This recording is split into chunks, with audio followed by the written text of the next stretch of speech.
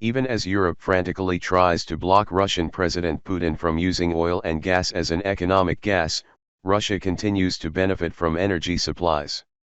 A concrete example is that the ruble has returned to the track, rising to a two-year high against the euro during the Moscow market session on April 27, 2022.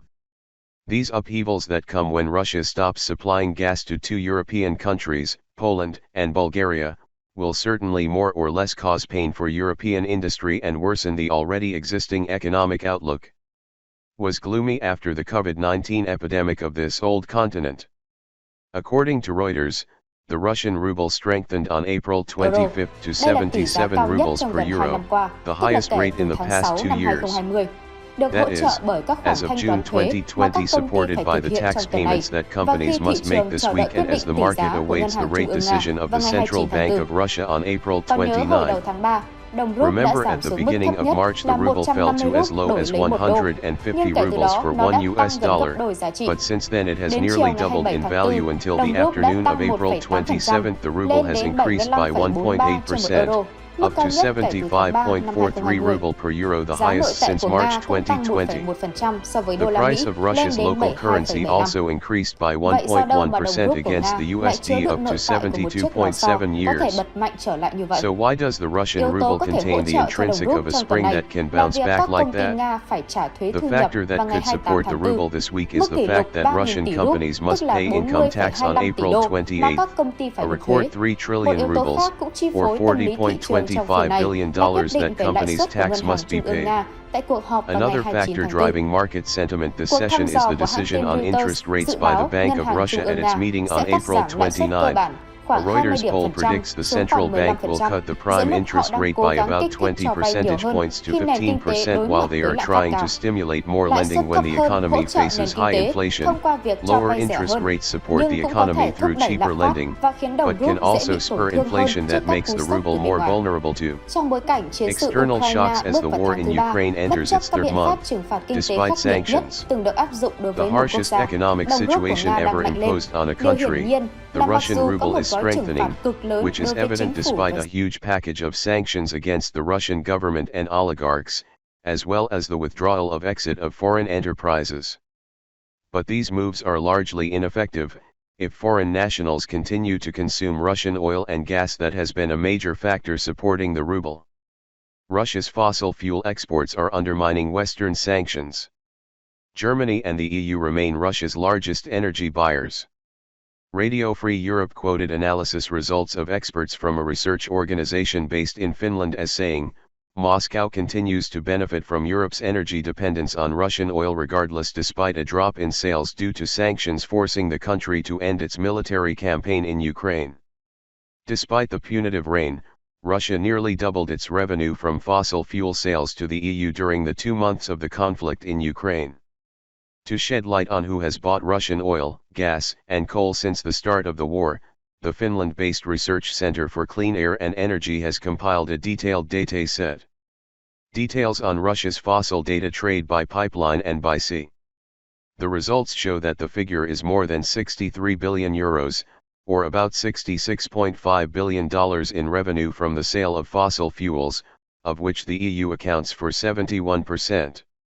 Showing the real power of President Putin and the sanctions of the EU has made them fall into Russia's trap. Since the conflict broke out, Russia has sold 46 billion euros worth of energy resources to the European Union, and the trend continues to grow. According to research, this figure is more than double compared to the same period in 2021. The volume of Russian oil imports to the EU fell by 20% and coal by 40%. However, gas imports have increased and Germany remains the main buyer. During the 2 months of the conflict, Germany imported 9 billion euros worth of energy. Lori Malivita, principal analyst at the Center for Clean Air and Energy Research, said the continuation of large EU energy imports was a big hole in the sanctions. The Center for Clean Air and Energy also found that many fossil fuel companies continue to do large-scale trade with Russia, including ExxonMobil, BP, Shell, and Total. The European Parliament in March 2022 passed a resolution to embargo Russia's energy, but so far the European Union has only discussed the issue. The EU has also imposed an embargo on Russian coal, which will take effect from next August. The German government has rejected a gas embargo because of the economic damage it would cause, but German Chancellor Olaf Scholz said on April 28 that Germany must prepare for Russia to stop supplying gas. As can be seen, Russia's war on Ukraine has spread fallout across Europe, affecting energy prices and hurting producers just as the bloc is recovering from the recession caused by the Great Depression. Caused by the COVID-19 pandemic. The EU increases the purchase of Russian gas through member countries that accept payment in rubles to compensate Poland and Bulgaria. There is a funny problem here is that Germany is suffering from a tragedy while the domestic economy is not very good. Poland and Bulgaria have been cut off by Russia. Poland threatened to sue Russia in an international court, at the same time declared that it did not need Russian gas and called on the EU to punish countries that still buy Russian gas with rubles, but at the same time Poland also demanded gas aid. EU gas burning and sharing. Germany has to bite every day to pump 30 million cubic meters of gas to Poland and to subsidize Poland according to EU regulations. Because of raising Poland, Germany increases its gas purchases from Russia up to 30% compared to that of the EU. Before April 27, which means that Germany has to buy at a higher price than usual, and has to sell it cheaply to Poland under the EU's rules of mutual support. Russia's TASS news agency on April 27 quoted a government source in Brussels as saying that the European Union plans to drastically increase gas imports from Russia through countries willing to accept payment. This item is in ruble. On April 29, at the meeting of the emergency meeting of the Gas Coordination Group to assess the situation in Poland and Bulgaria, a provisional decision was made on a sharp increase in the production of gas purchases from Russia through the remaining channels, a move that helps Poland and Bulgaria get additional gas from the European market. The EU is also working with all partners to ensure an increased supply of gas, mainly LNG. Then, after Poland, which member of the EU will Bulgaria be cut off by Russia? Not long ago, public opinion was still discussing the energy game between Europe and Russia. Despite the danger, it is still under control. Oil and gas is one of the sectors where the EU has not yet imposed sanctions against Russia, and energy flows from Russia still flow to Europe. On average, each day the EU releases €400 million, equivalent to $422 million, to import gas from Russia, but on April 27, Russia increased the pressure to a new threshold. Energy group Gazprom announced to stop supplying gas to Poland and Bulgaria after the importer of these two countries did not meet the payment conditions in ruble that the Kremlin had offered. Immediately, gas prices in Europe spiked by 20%, although it gradually cooled down again. Poland imports about 10 billion cubic meters of Russian gas per year, a figure for Bulgaria of 3 billion cubic meters of gas a year. The total amount of gas imported by these two countries from Russia accounts for only about 8% of its exports. From Russia to the EU. The long-term sales contract that Poland signed with Russia will expire in December, so Russia's loss of revenue is negligible. In the opposite direction, although it depends on the import of gas from Russia, but Poland and Bulgaria could still hold out when Russia blocked the valve. Poland will start receiving gas from Norway in October through an underground pipeline under the Baltic coast.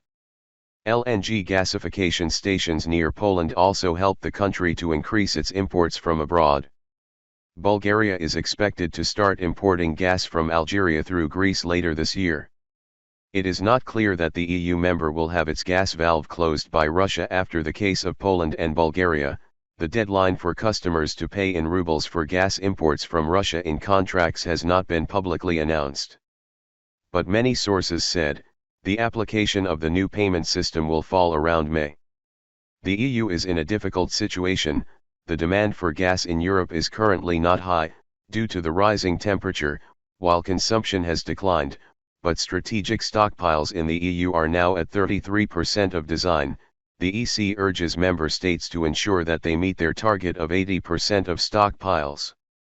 Storage in November, which means that import demand in the near future will skyrocket.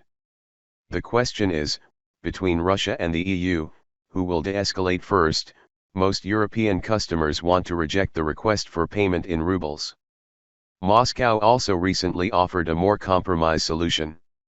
Accordingly, the importer will open 2 accounts in foreign currency and in ruble at Gazprom Bank, a Russian financial entity not yet subject to EU sanctions.